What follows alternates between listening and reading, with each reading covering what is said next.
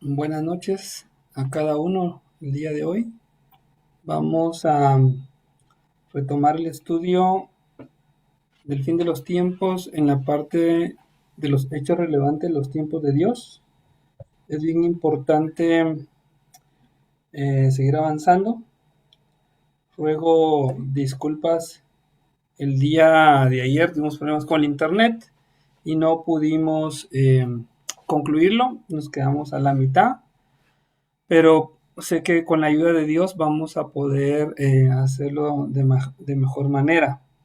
Eh, Vamos a empezar estudiando donde nos quedamos y vamos a terminar el día de hoy esta lección y vamos a ver solo lo que veremos en la tercera lección, si Dios lo permite, el día martes. Muy bien.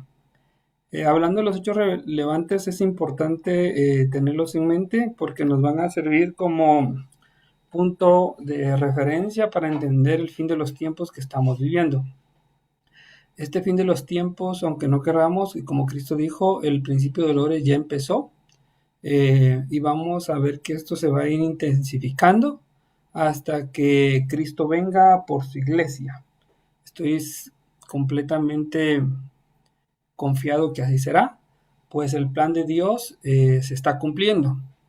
Y es importante ver el pasado para ver que Dios ha cumplido y que Dios seguirá cumpliendo de acuerdo a lo que Él prometió. Muy bien, regresando al estudio, vamos a empezar a ver dónde nos quedamos y nos quedamos en la dispensación de la promesa, que ya explicamos que son las dispensaciones en la lección número 1. Y ahora vamos a ver el tema de hecho relevante de la dispensación de la promesa que nos sirve para entender el plan de Dios. En la promesa tenemos dos hechos relevantes muy importantes y un tercero donde Dios ya unifica la dispensación de la promesa con la dispensación de la ley. Muy bien, lo que vamos a ver en la promesa es bien importante porque cuando vimos la dispensación de la inocencia y vimos el hecho relevante, Dios hizo una promesa. Más adelante vamos al tema de los pactos, donde Dios le dice a Eva que vendrá un Salvador. Y es algo sumamente importante. Podemos ver entonces que de la muerte de Noé, cuando estuvimos en la conciencia, al llamado de Dios para Abraham aproximadamente hay 400 años. Abraham sale del Ur de los Caldeos y Abraham desciende directamente de Sem, el hijo de Noé. Ya estudiaremos esta parte.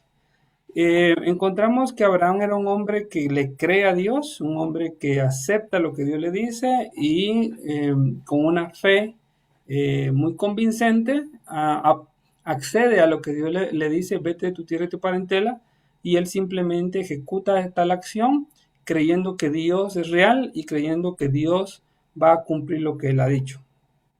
La orden fue bien sencilla y es vete y yo te diré a dónde vas a ir. Y vamos a ver que Abraham tiene que mostrar fe, como lo mencionaba, puesto que no sabe a dónde va, no sabe quién le está hablando directamente, pero él poco a poco irá conociendo a Dios y irá creyendo más y más y más de acuerdo a las etapas que Abraham como persona tuvo que pasar hasta llegar el momento en que Dios lo declara justo, pues Dios le dice que ha demostrado a Abraham que cree completamente en él. En este hecho relevante, Dios comienza a ejecutar su plan. Y esto es bien importante porque Dios ya habló de bendecir a las naciones y Dios habló de traer un Salvador que corrija el problema del pecado. Pero para hacer eso, Dios tiene que elegir una nación para determinar que de ahí saldrá el Salvador. Y es acá en la promesa donde Dios comienza a elegir a esa nación y llama a Abraham, y su objetivo es formar una nación que será bendición para el mundo. Y es importante que estudiemos esta parte y desde luego que lo haremos con la ayuda de Dios, toda la trazabilidad del pueblo judío, de Israel, puesto que nos sirve para determinar el tiempo en que nosotros vivimos. Muy bien, siempre basado en la promesa, encontramos que Dios llama a Abraham, pero luego Dios le hace a Abraham una promesa. Y la promesa que Dios le hace a Abraham es fundamental para nuestro estudio. Pues le dice, haré de ti una gran nación, y te bendeciré y engrandeceré tu nombre, y serás bendición. Bendeciré a los que te bendijeren, y a los que te maldijeren maldeciré. Y serán benditas en ti todas las familias de la tierra.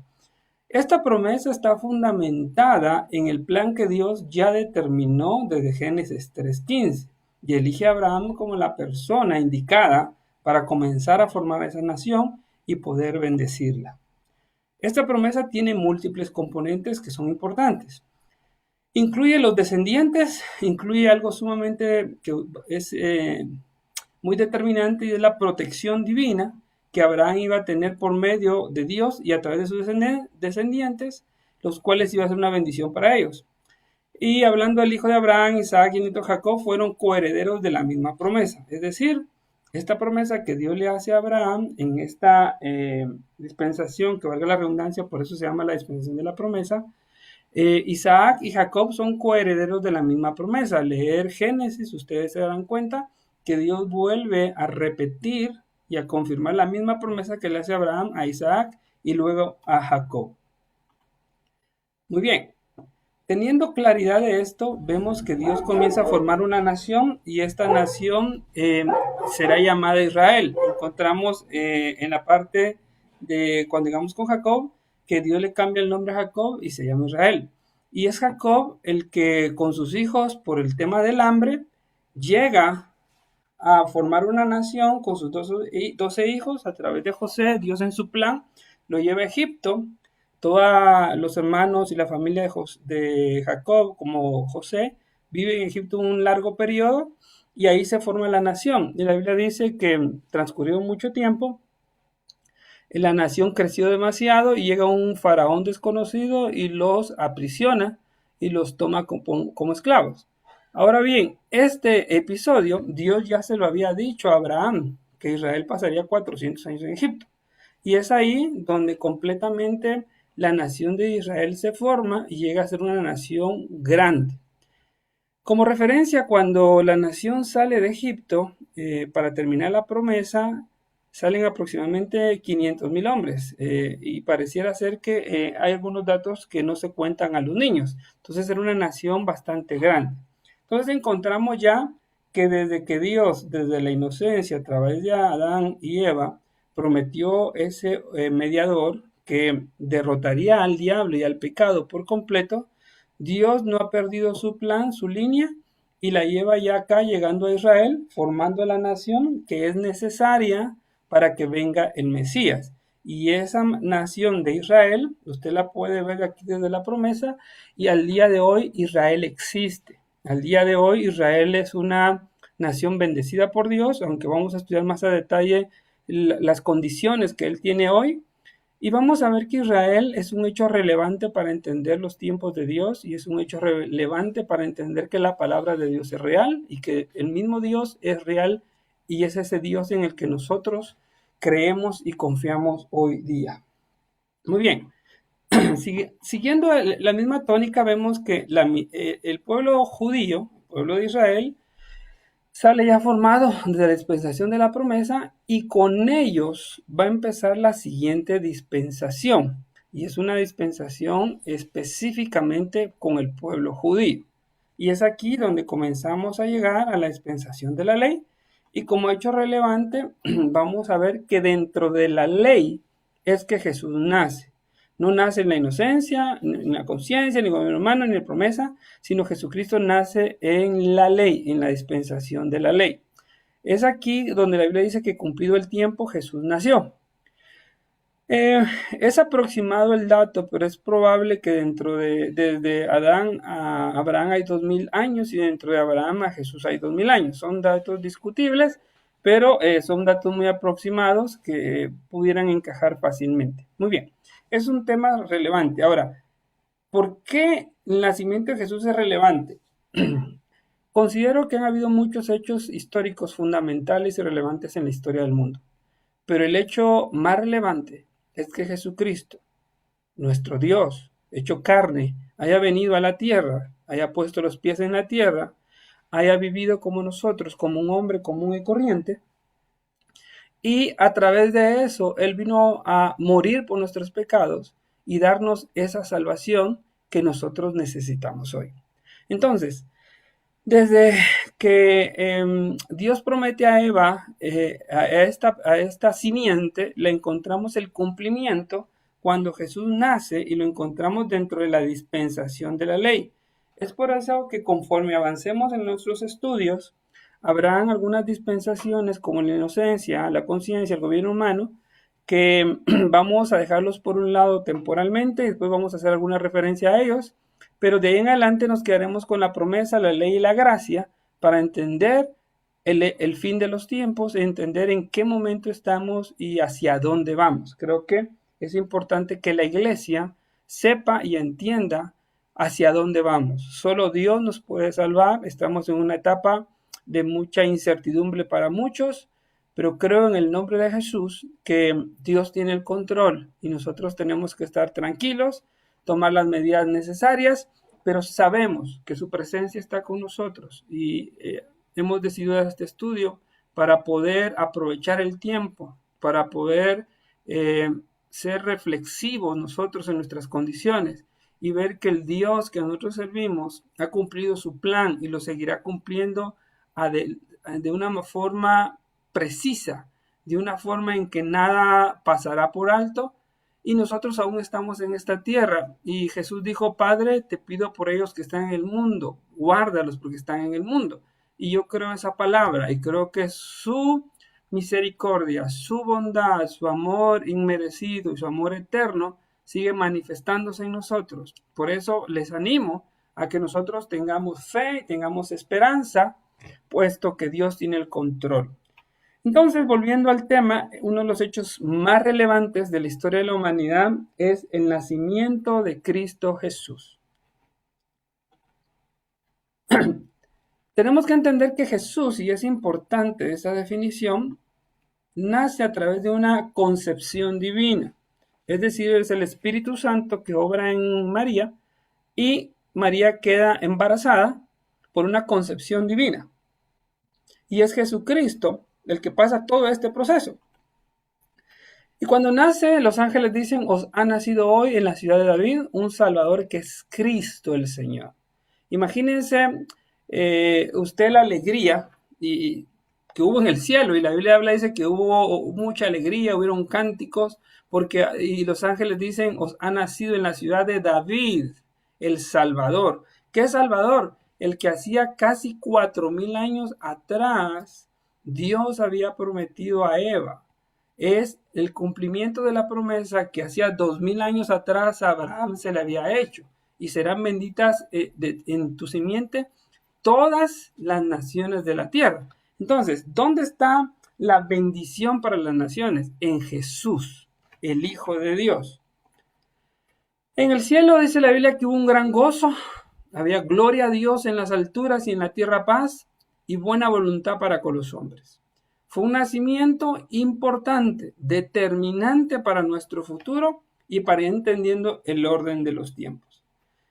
Prácticamente en la ley nació la esperanza de redención para la humanidad.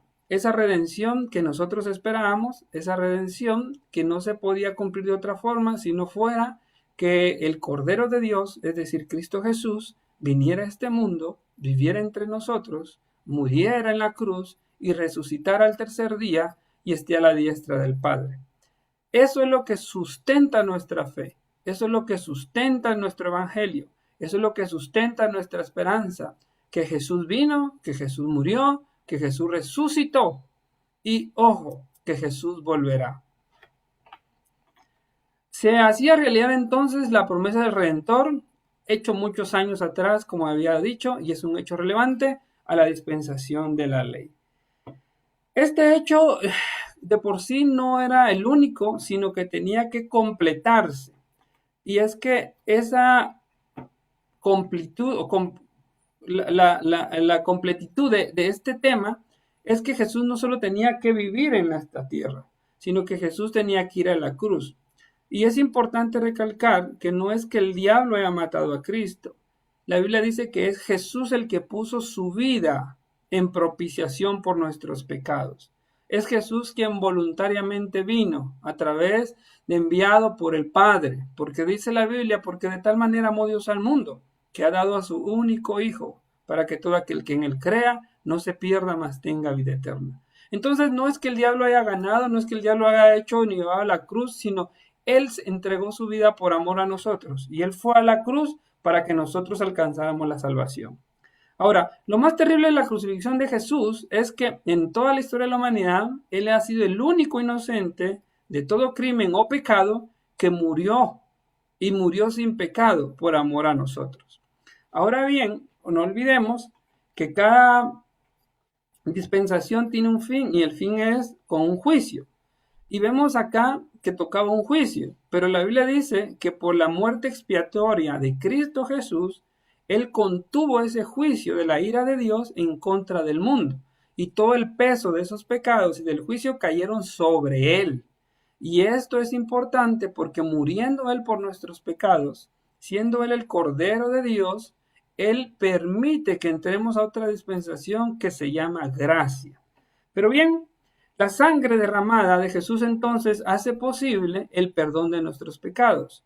No solo cubrir, sino él elimina nuestros pecados y nos presenta al Padre como nueva criatura, como alguien que nunca ha pecado, como alguien justificado. Pero es importante recalcar que para que esto en nuestras vidas sea un hecho, tiene que haber arrepentimiento. Si no hay arrepentimiento, si la gente no busca al Señor, si no acepta a Cristo como su único Salvador, el milagro de la salvación no puede suceder en su vida.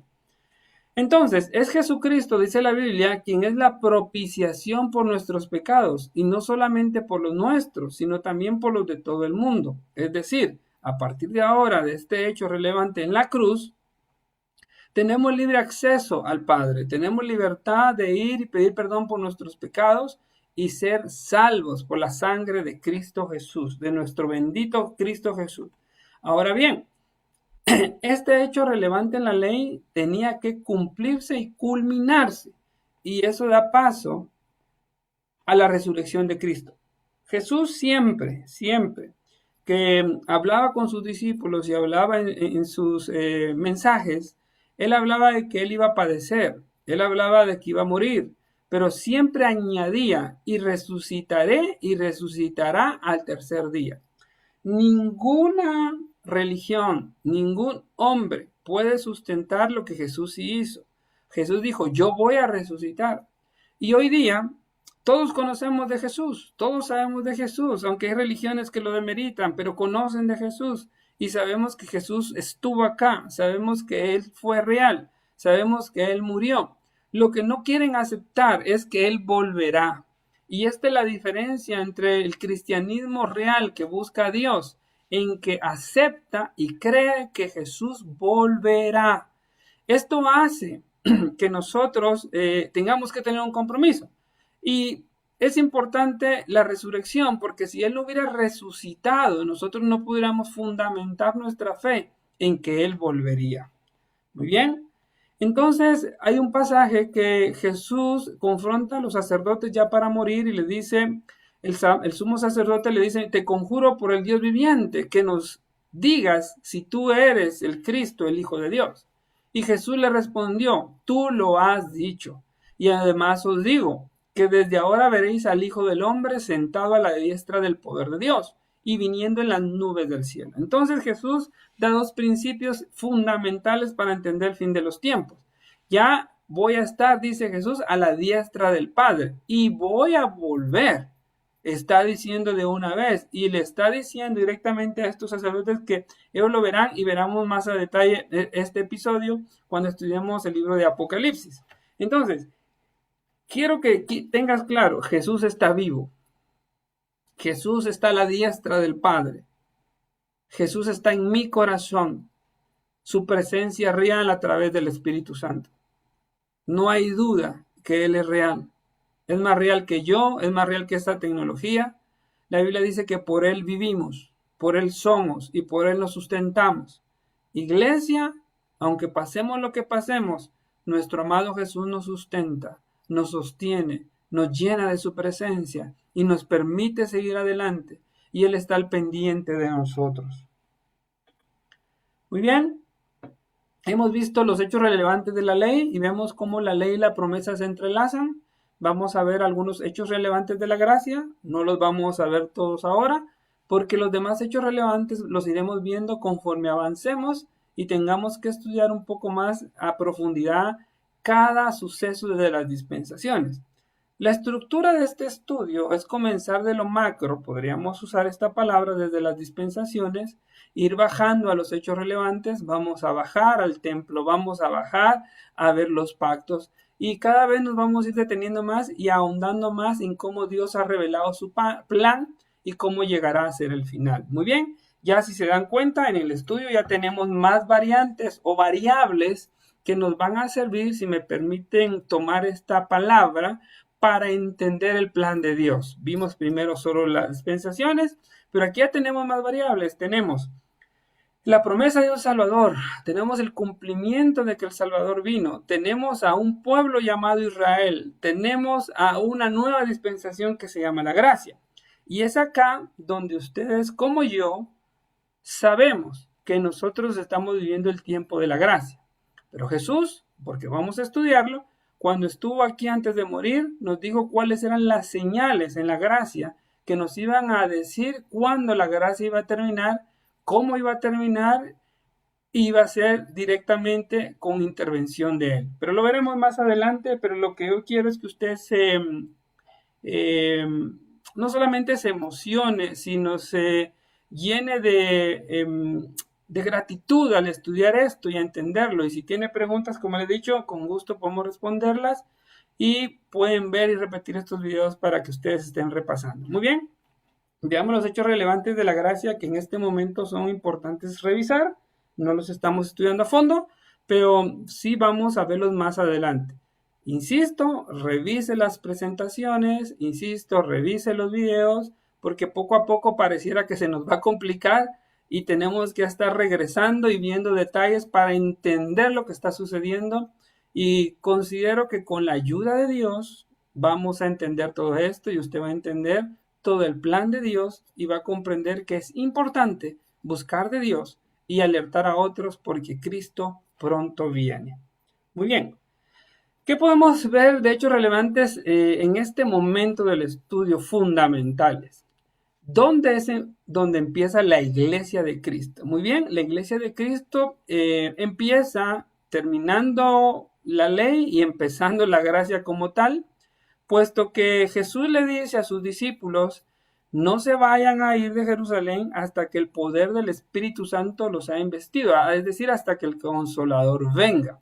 Entonces la iglesia como tal podríamos definir, de acuerdo a lo que Jesús dijo, que su inicio está en la gracia y podríamos definir que nace el día de Pentecostés. Y eso usted lo puede revisar en Hechos capítulo 2, versículo 1 al 4. Y encontramos el inicio de la iglesia y es un inicio lleno de poder por parte del Espíritu Santo.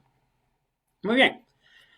En esta ocasión hay un mensaje que Pedro da y es importante y dice, arrepentíos y bautícese cada uno de vosotros en el nombre de Jesucristo para perdón de los pecados y recibiréis el don del Espíritu Santo. Entonces encontramos aquí el inicio de la iglesia de Cristo y vamos a entender que aquí es donde la iglesia tiene un papel en el periodo de la gracia.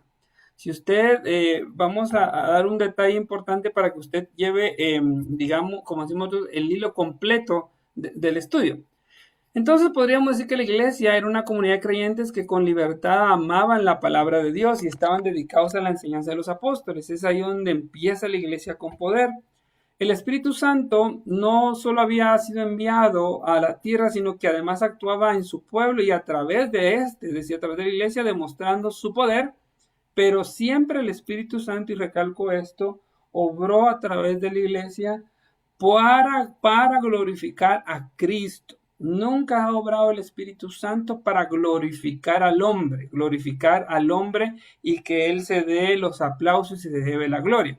Por eso es importante que no podemos estar basados solamente en los milagros, aunque son importantes y aún suceden, pero nosotros tenemos que basarnos en la palabra de Dios y el Espíritu Santo siempre va a glorificar a Cristo. Si alguien está usando o manipulando los milagros, pero se está dando la gloria a sí mismo, es un detalle que uno puede determinar de que esta persona está equivocada. Muy bien, entonces es un hecho relevante de la gracia y que nos servirá mucho al final este hecho, porque nos va a determinar que a través del nacimiento de la iglesia vamos a poder no calcular tal vez, sino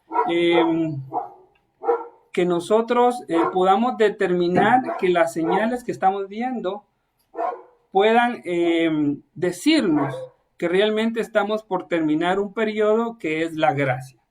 No olvidemos, el nacimiento de la iglesia será fundamental en nuestro estudio. Pero hay algo bien importante en el nacimiento de la iglesia. Y el nacimiento de la iglesia es importante porque cuando nace la iglesia, aproximadamente, pongámosle una fecha aproximada, hablemos de que Jesús aproximadamente murió en el año 33 y que en el año 33 de nuestra era el Espíritu Santo vino, formó a la iglesia con poder. La Biblia dice que en el año 70 Israel sufre una derrota terrible por el Imperio Romano y es disperso. Y eso es muy importante para entender el tiempo en que vivimos. Esto lo veremos siempre a la luz de la semana 70, lo veremos con los imperios, pero aquí voy a dejar este detalle relevante. Es decir, la dispersión más grande y amplia que sufre Israel es en la era de la gracia. Se le conoce a esto como la diáspora judía y se refiere a la dispersión de los hijos de Israel y los judíos posteriores fuera de lo que se considera su patria ancestral. Es decir, cuando hablamos de dispersión de Israel, hablamos que la nación de Israel es destruida como lugar físico, pero queda un remanente. Y ese remanente es disperso en todas las naciones de la tierra. Y me llama la atención porque a pesar de que fue disperso en todas las naciones de la tierra por muchos años, la nación de Israel no desapareció. Podríamos decir estadísticamente o matemáticamente que teniendo tantos años de dispersión, esta nación como tal hubiera desaparecido. Pero la Biblia dice que Dios hizo una promesa a Israel que esta dispersión sucedería si ellos lo abandonaban, pero les prometía que luego los iba a traer de vuelta. Veamos un poquito de este detalle, ya estudiaremos a detalle toda esta parte, porque sí nos va a enseñar muchísimo acerca del plan de Dios. Vamos a ver que el primer exilio que sufrió Israel fue en el imperio asirio, y fue la expulsión del reino de Israel en el año 733 y terminó en el año 722. Esa fue la primera dispersión que Israel sufrió. Luego continuó con el exilio de una parte de la población del reino de Judá en el año 597 a.C. con el exilio babilónico. Este exilio babilónico terminó después de 70 años con la declaración de Ciro, el imperio persa, para que ellos volvieran.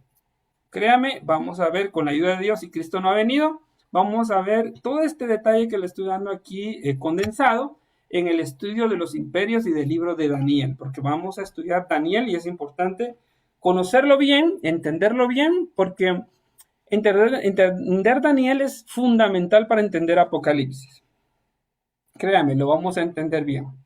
Muy bien, entonces los judíos en el año 66 después de Cristo, ya que Cristo estuvo en la tierra y él murió, en el año 70 ellos hacen una rebelión contra el Imperio Romano, y el Imperio Romano destruye Jerusalén, destruye el templo, que ya veremos la siguiente gráfica del templo, y es ahí donde comienza la dispersión más amplia del pueblo judío. Salieron en el año 70 y aproximadamente ellos regresan en nuestra era en el año 1948. Ya lo veremos, los cálculos de lo que nos anuncian las señales y de que Cristo pronto viene.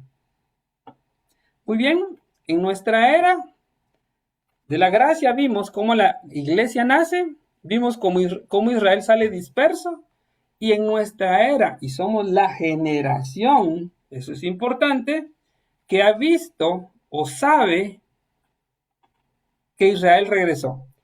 Después de la invasión de Jerusalén y la destrucción del templo de Israel en el año 70 después de Cristo, los judíos vivieron casi o más de 1900 años exiliados en medio de las naciones.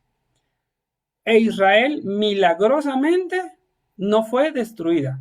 ¿Por qué? Porque Dios le hizo una promesa a Abraham, que no iba a destruir Israel, no, ella iba a estar siempre. Y eso es importante. Y si alguien le dice a usted, ¿cómo puede ser que Dios exista? Bueno, es bien fácil. ¿Cómo puede saber yo si la Biblia es verdadera? Es fácil. Israel, ¿cuándo nació? Regresemos a Génesis. Vimos en la promesa de Abraham, vimos a Isaac, vimos a Jacob. Y ahí nació Israel. Y hoy estamos en el año 2020. E Israel regresó a su tierra. E Israel es próspera, como Dios lo prometió. Entonces, algo está pasando porque Dios es real y su plan se está cumpliendo. Y podríamos ser, escuche bien esto, la generación que experimente el arrebato de la iglesia. Y yo creo que estamos muy próximos a eso y lo deseo con todo mi corazón, porque la Biblia dice que la esposa, es decir, la iglesia, desea que Cristo se la lleve. Muy bien, ya hablaremos. Entonces vemos que en 1940 empezó el Holocausto en la Segunda Guerra Mundial. La población, escuche bien esto, judía en Europa nada más, era aproximadamente 9.3 millones y después del Holocausto se redujo a 3.5. Es decir que aproximadamente murieron 2 de cada 3 judíos. Muy bien, un dato relevante para que usted lo tenga ahí y lo veamos más adelante también.